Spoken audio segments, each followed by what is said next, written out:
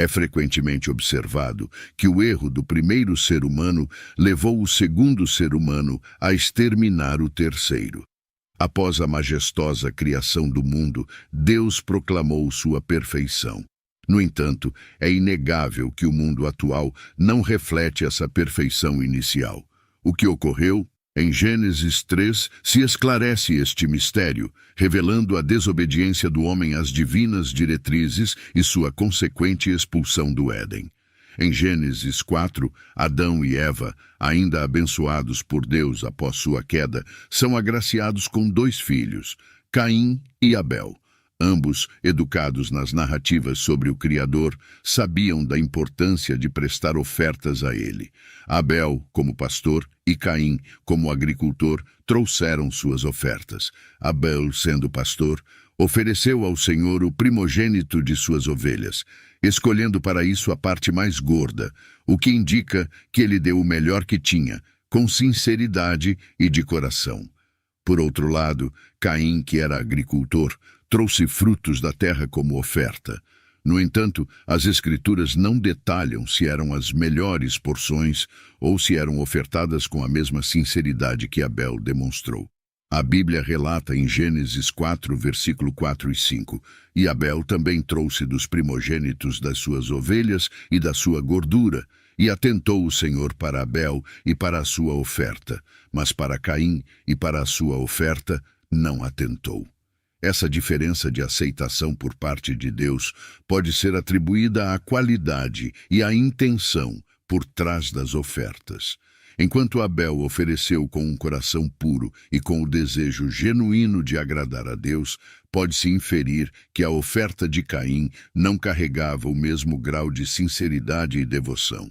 Não foi necessariamente o conteúdo da oferta, mas sim a atitude do coração que determinou a aceitação divina.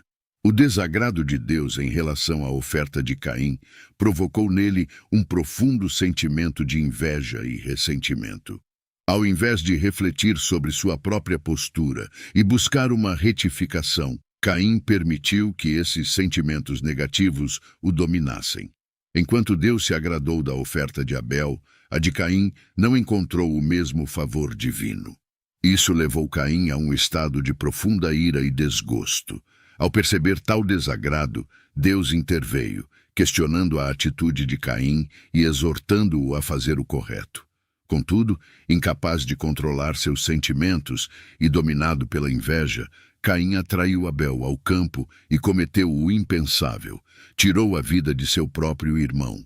Quando confrontado por Deus, onde está Abel? Caim respondeu com uma notória indiferença: acaso sou eu o guardião de meu irmão? Esta triste ocorrência, em uma das primeiras famílias da criação, destaca a gravidade da inveja, que foi, infelizmente, a razão tanto para o primeiro homicídio da humanidade, quanto para a condenação de Jesus muito tempo depois. A inveja provou ser uma força devastadora. O nome Caim, que significa adquirido, e Abel, traduzido como sopro ou vapor, são indicativos da efemeridade da vida e da permanência de nossas ações. A divina preferência por Abel, o mais jovem dos irmãos, demonstrou que não há direito inerente à graça e bênçãos de Deus. Observamos ao longo das Escrituras como quando Deus favoreceu Isaque em detrimento de Ismael ou quando preferiu Jacó a Esaú. O ponto crucial que os diferenciava era que Abel, seguindo as tradições de seus pais, ofertou a Deus um sacrifício de sangue, simbolizando a vida. Isso foi ecoado quando Deus vestiu Adão e Eva com peles de animais, estabelecendo um princípio: o sangue como meio de redenção e cobertura para o pecado. Tal princípio teve sua culminação no Monte Calvário. Assim, Abel trouxe um sacrifício de animal para adorar a Deus, enquanto Caim ofereceu produtos da terra. O Criador se agradou da oferta de Abel e não da de Caim. Esta decisão divina inflamou a ira de Caim. Mesmo advertido por Deus para dominar sua ira, Caim cedeu à sua natureza pecaminosa, traindo e assassinando seu irmão. Ao ser questionado por Deus, ele respondeu de forma desafiadora: sou eu o guarda do meu irmão? A consequência do seu ato foi uma maldição e um destino de fugitivo. No entanto, Deus, em sua misericórdia, marcou Caim para protegê-lo de qualquer vingança. Caim se estabeleceu na terra de Nod, a leste do Éden, e começou sua descendência. Vemos a propensão ao pecado continuando em sua linhagem, como em Lameque, que não só adotou a poligamia, mas também se vangloriou da violência. Contrastando com isso, Deus providenciou um substituto para Abel, Sete. Ele e seus descendentes, ao contrário da linha de Caim, buscaram a Deus sinceramente. Foi através de Seth que a humanidade começou a invocar o nome do Senhor. Gênesis 4, versículo 26. A linha de adoração humilde e sincera a Deus, como praticada por Abel e continuada por Seth, é claramente preferida por Deus.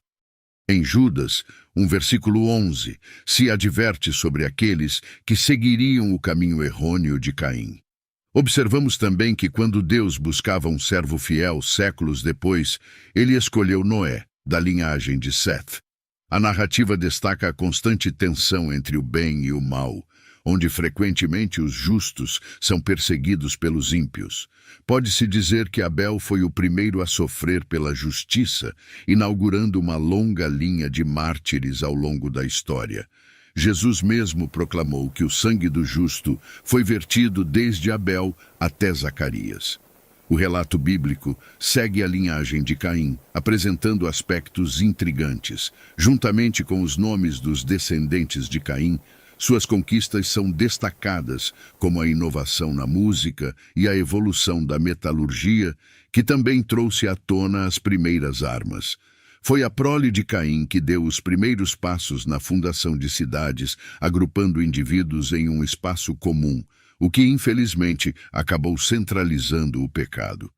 Essa aglomeração fez com que as metrópoles se tornassem locais de maior transgressão em comparação às regiões rurais. Desse modo, o que muitos veem como o avanço da humanidade carrega a marca de Caim. Essa é a visão bíblica da civilização, onde o pecado está arraigado em sua estrutura. A prática da poligamia também se propagou pela genealogia de Caim. Anteriormente, a união era vista entre um homem e uma mulher, destinados a permanecer juntos por toda a vida. Contudo, os herdeiros de Caim tomaram para si múltiplas esposas. É notório, através das Escrituras, que personalidades como Abraão, Jacó e Davi eram polígamos. Por outro lado, surge Sete, o terceiro descendente de Adão e Eva. Com ele, inicia-se uma nova linhagem, marcada pela devoção. Foi a partir da geração de Sete que os homens começaram a clamar pelo nome do Senhor. Essas duas genealogias têm se entrelaçado ao longo da trajetória humana, e assim seguirão até a consumação dos tempos, quando serão definitivamente apartadas. Atualmente, habitamos um mundo onde as linhas de Caim e Sete coexistem. Todos nós temos a liberdade de decidir a qual dessas linhagens desejamos pertencer e a maneira pela qual optamos viver nossa vida. Como está escrito em Deuteronômio 30, versículo 19, hoje ponho diante de você a vida e a morte, a bênção e a maldição. Escolha a vida, para que você e seus descendentes vivam.